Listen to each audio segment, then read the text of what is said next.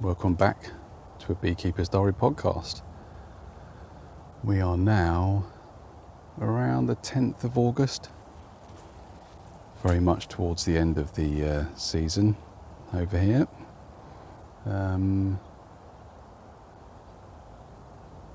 So far today, I've not inspected the brood nest, so I didn't think I could meaningfully do anything of use today.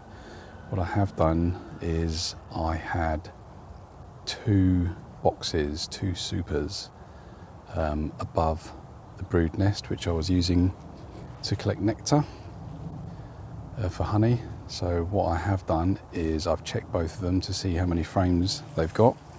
Both of them are pretty full, so I've taken one box off for me. So I should get a few jars of honey from that. Not very many, mind, not compared to the 300 odd I had last year. Very much in a 20 jar situation this year. But the important thing is I'm back with bees and hopefully in a good place for next year. We should be back on track. But this year I've taken one box that's in the car boot, probably with a few bees in it that'll surprise me when I get home. And the other one I have put underneath the brood box, which is my preferred winter formation. So I've got my floor, a super of stores, and my brood box, and I find that gives me enough room to feed enough syrup for winter, raises the bees a bit higher off the floor, and inevitably when I come back in the spring that super will be empty. The bees will have moved up to the top of the brood box and I will be able to put that super back on top to start being the first super on the box for the next season. So I've got my winter formation. Bees didn't enjoy that, but they've settled back down now, and I can see them now just going about their business. Obviously I've disturbed the formation of how they've arranged their stores and everything, but this gives them time to reorganise for winter. What I have done as well is I've started my Varroa treatment. Using that easy Varroa check with CO2 the last couple of weeks, it looks like I've got a very low Varroa count, but having had the disaster of last winter, I don't want to take any chances, so I have started Apistan Varroa treatment, which I've never used before. I've generally used ApiGuard, so I don't think there will be any resistance locally to this.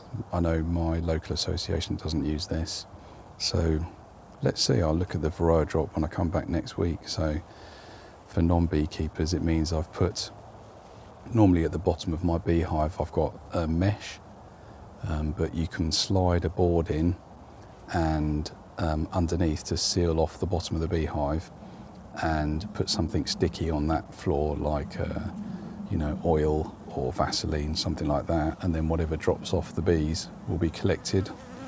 Excuse me, Mr. Bee, no thank you, or Mrs. Bee rather. Put my hands in my pockets while I'm getting investigated. The Varroa that are killed will drop off onto the board and will get stuck there, so when you come back you can draw the board out and see how bad the Varroa infestation is or was. So we'll see how that goes. I've put two strips in. They sort of hang between the frames with this treatment, and they've got sort of a V-shaped construction at the top, so you can sort of snap it into shape and slide the sort of gelatinous strips in between frames 3 and 4 and 7 and 8, so the bees have to walk across those strips and the treatment is delivered, as I understand it. I could have that completely wrong, but I think that's how this one works.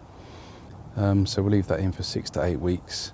We won't leave it in longer, because that is how resistance develops, when people forget to take it out, leave it in, and then the mites become accustomed to living with that treatment in. So it's very important to remove it at the correct time and not leave it in.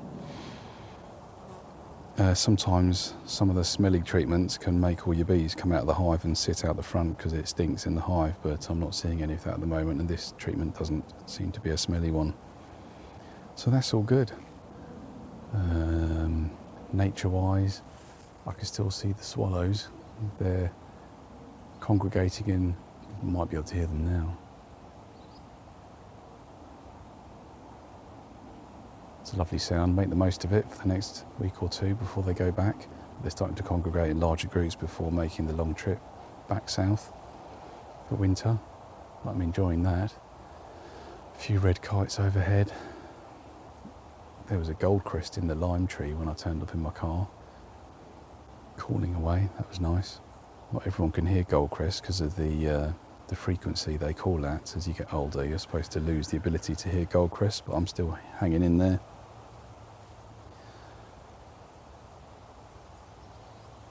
Other than that, all is good. Thank you to all my new listeners. Nice to have you. Thank you to my colleagues that have listened as well. Much appreciated. I'll see you in the week. And for the rest of you, I'll speak to you next week. Have a good one.